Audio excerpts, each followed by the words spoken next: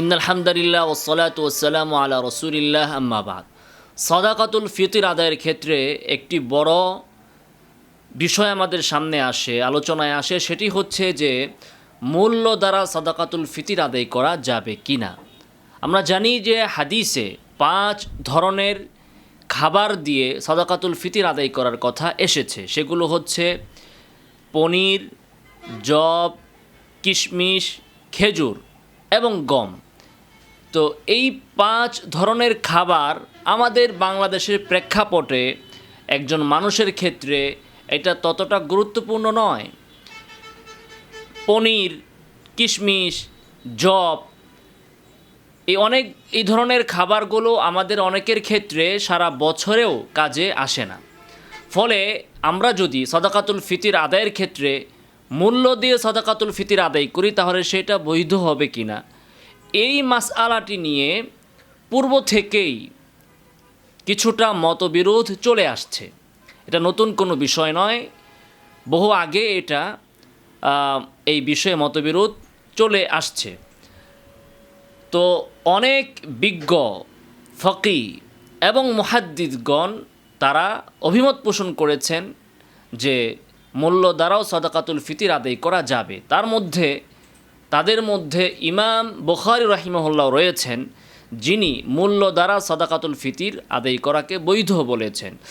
যদিও নাকি হানাফিদের অনেক মাসআলার সাথে ইমাম বুখারী রাহিমাহুল্লাহ একমত নন, কিন্তু এক্ষেত্রে এসে দলিল মজবুত হওয়ার কারণে, ইমাম বুখারীর দৃষ্টিতে দলিল মজবুত হওয়ার কারণে এক্ষেত্রে তিনি হানাফি মাযহাবের মতোই অভিমত পোষণ করেছেন যে মূল্য দ্বারাও সাদাকাতুল ফিতর আদায় করা যাবে। তো এক্ষেত্রে যুক্তি কি? যুক্তি হচ্ছে, দেখুন, সাদাকাতুল ফিতরের অপর নাম হচ্ছে যাকাতুল ফিতর। আমরা যদি সাধারণ বাৎসরিক যাকাতের দিকে লক্ষ্য করি তাহলে সেখানে আমরা দেখব যে সেখানে কিন্তু মূল্য দ্বারাই আমরা যাকাত আদায় করছি।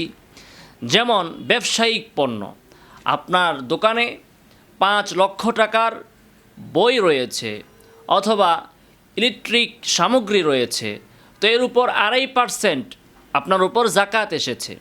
তো আপনি ওই 2.5% কিন্তু আপনার ওই সম্পদ থেকে দেন না, বরং ওই 2.5%-এর মূল্য আপনি আদায় করে দেন। আপনি 2.5% বই যাকাত দিয়ে দেন না, বরং সেটার মূল্য আপনি আদায় করেন।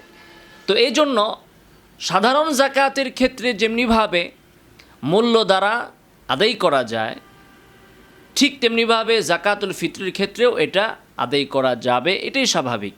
আপনার কাছে 7.5 ভরি স্বর্ণ আছে, তো আপনার উপর এই 7.5 ভরি স্বর্ণ থেকে 2.5% যাকাত আদায় করে দেওয়াটা ফরজ। তো আপনি কিন্তু ওই স্বর্ণ থেকে 2.5% আপনি যাকাত হিসাবে কর্তন করেন না, আপনি কি করেন, সেটার মূল্য আপনি আদায় করে দেন। 2.5% স্বর্ণের মূল্য আপনি যাকাত হিসাবে আদায় করে দেন। তেমনিভাবে সাদাকাতুল ফিতরের ক্ষেত্রেও একই মাসআলা।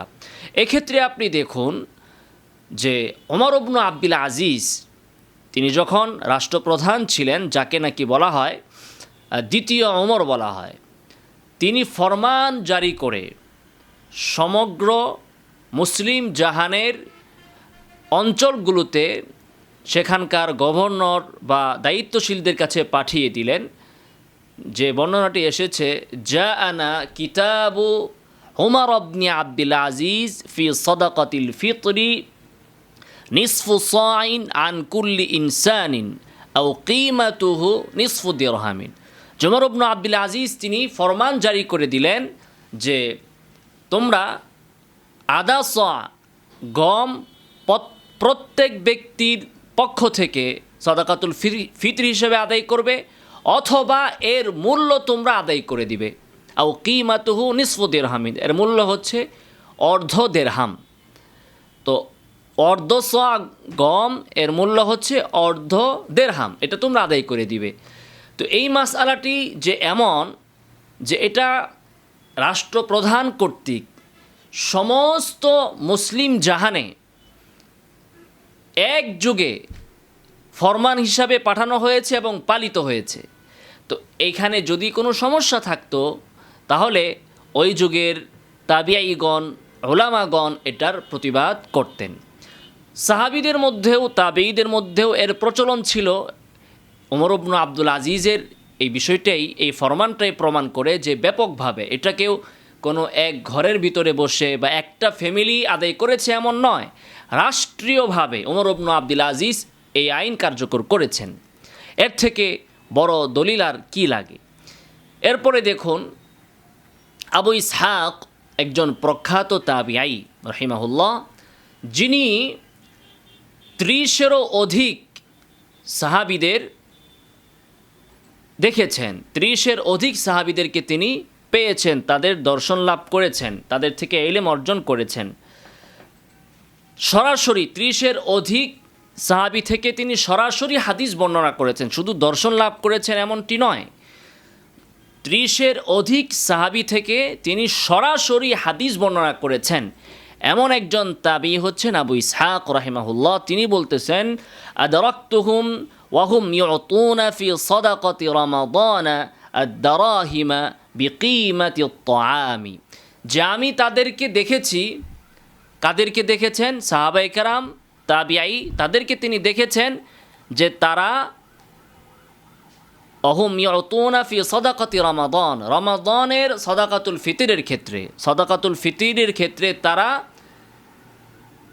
বিকিমাতি আত-তাআম, খাবারের সম পরিমাণ দেরহাম তারা দান করে দিতেন।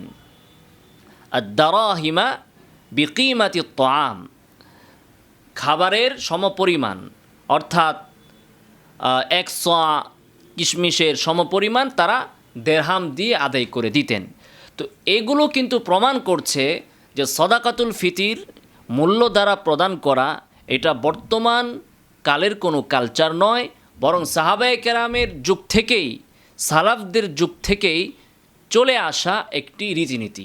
অতএব আমাদের বাংলাদেশের প্রেক্ষাপটে একজন মানুষকে আপনি খেজুর না দিয়ে, জব না দিয়ে, কিশমিশ না দিয়ে, পনির না দিয়ে বা গম না দিয়ে আপনি এর মূল্য একজন মিসকিনকে, একজন ফকিরকে, একজন উপযুক্ত ব্যক্তিকে যদি প্রদান করেন, তাহলে এটা তার জন্য অধিক লাভের বা অধিক উপকারে আসবে, তার অধিক ফায়দা হবে এর দ্বারা।